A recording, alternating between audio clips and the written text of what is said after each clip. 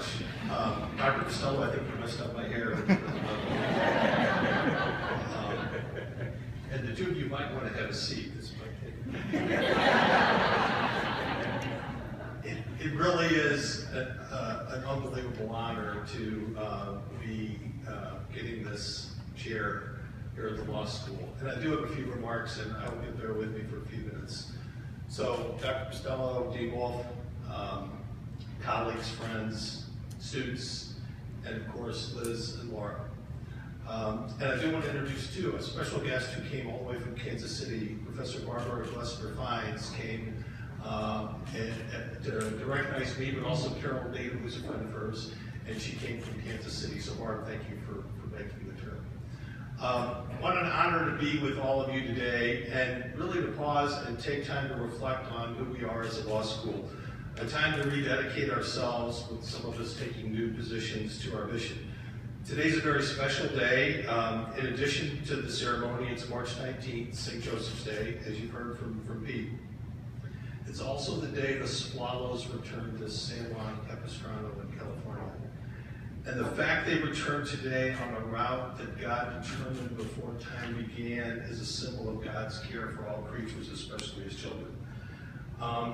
And today, as the Feast of St. Joseph, remember a man who was a humble carpenter who held God himself in his hands.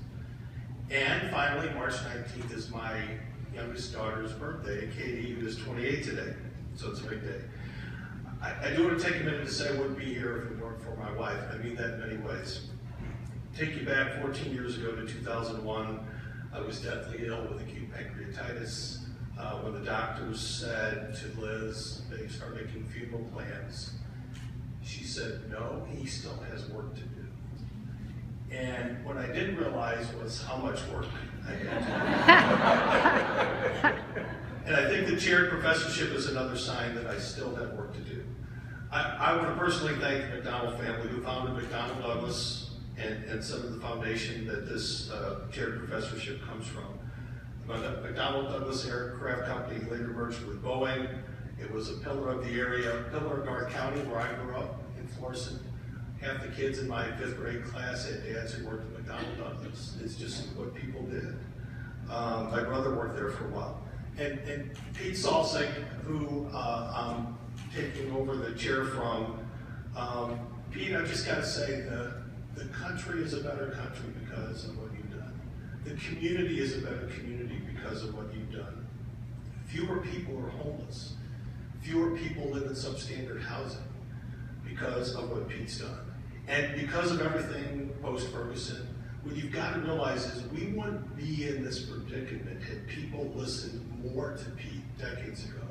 We wouldn't have 91 municipalities in St. Louis County if we had listened to Pete. So Pete, thank you for all you've done, and congratulations on a great run at the law school and a great career.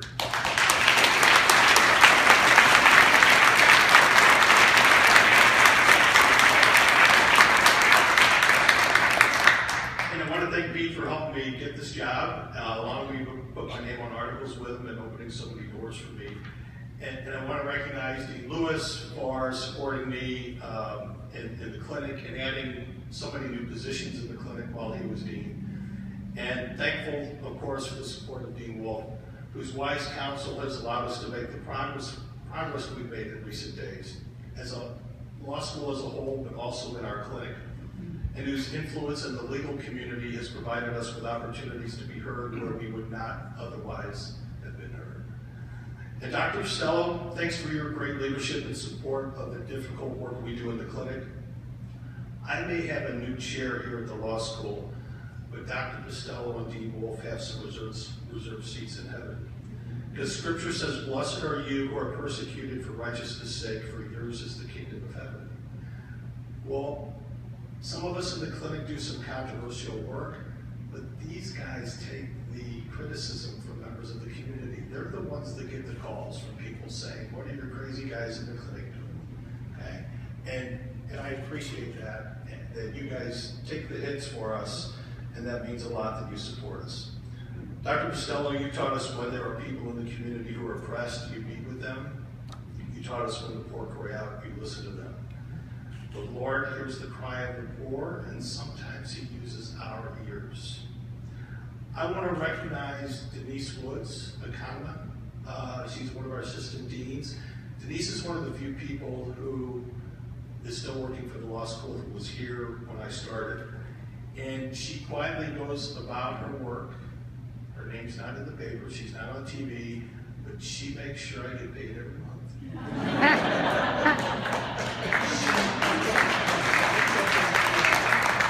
She makes sure my family has health insurance, and she makes sure that this building is a place where we can go out and do good work from. I'm grateful for my family. My parents obviously have inspired me. My wife and daughters inspire me now. They're all teachers. Katie out in North Carolina working with disadvantaged kids. Laura in Illinois, where she works at the William Bedell Center with students so disabled that their school districts can't help them. Laura feeds lunch to blind kids. Laura reads to children who will die way too early. And Laura pats the back and calms kids who face more pain in a day than some of us will face in our lifetime. And my wife Liz sets the bar pretty high as a professor herself at Lindenwood. She's on the phone, on email with her students all the time. And she's made many sacrifices for me to stay in this job. I can't tell you how many nights I've called her and said, couldn't get a continuance, have to go to night court. And by the way, Liz, after this I have to go to night court in Ferguson. Literally, we're going out to Ferguson tonight. So, probably most importantly for this ceremony, I want to recognize my current clinic students. And I would ask my students from this semester, last semester here to stand for a second.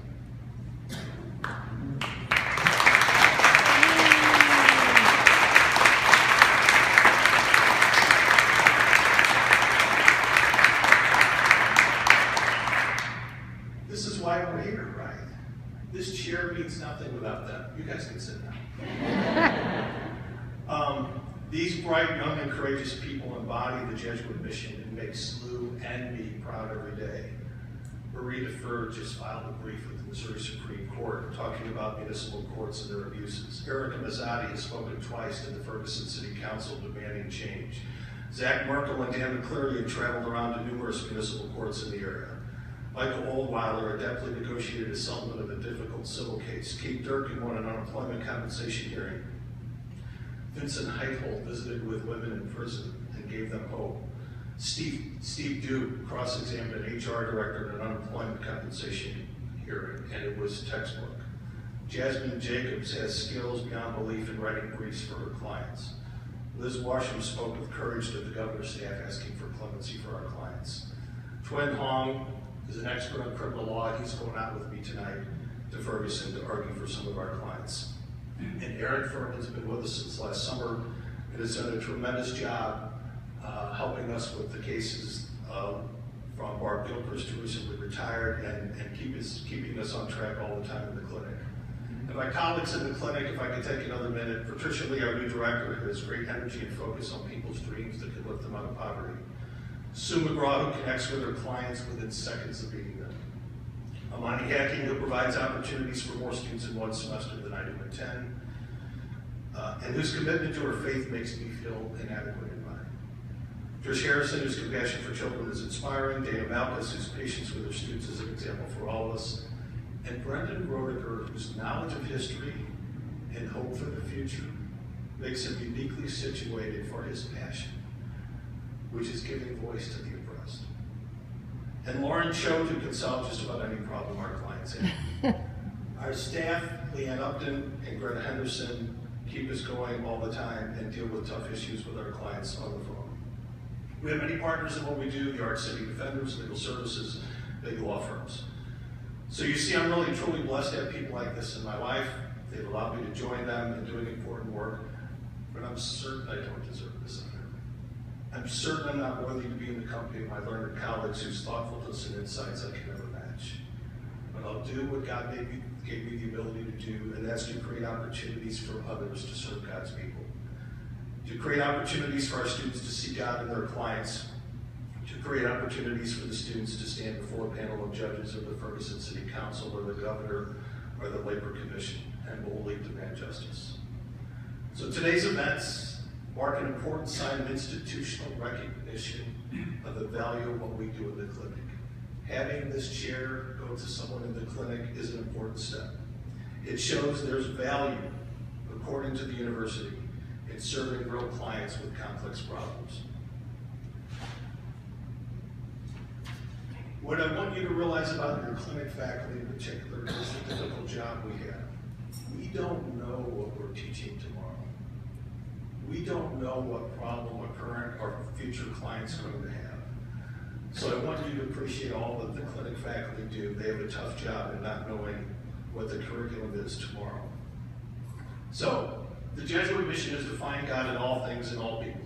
So in the clinic, we choose to find God standing in line on a cold, dark night with hundreds of people lined up for night court in Cool Valley or Calverton Park or Kinloch.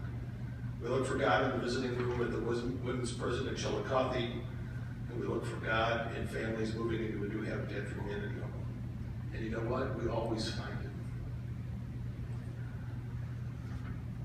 Pope Francis teaches us that as God's servants, we must be prepared to walk in the darkness, but not get lost. So we enter the darkness with our clients and with our students, the darkness of imprisonment, unemployment, child abuse, homelessness. But Ephesians tells us that we are created in Christ to do good works, which God prepared in advance for us. So I take no credit for the opportunities that God has created for us. But I'll drive the 4 hours with the kids, the students, to Chillicothe with them, or walk the 4 blocks to Seminary Church to spend a little time in a meal with the homeless. Because these are the good works God has prepared for us in advance to do. Those in need are God's gift to us, and we embrace them. So today's recognition of the work of our clinic inspires us to continue to lead the students in the search for God, and like St. Ignatius Loyola, to be courageous in standing with the poor and oppressed. Thank you for this honor. I won't betray your trust, and will work as hard as we can to bring justice to the community. Thank you.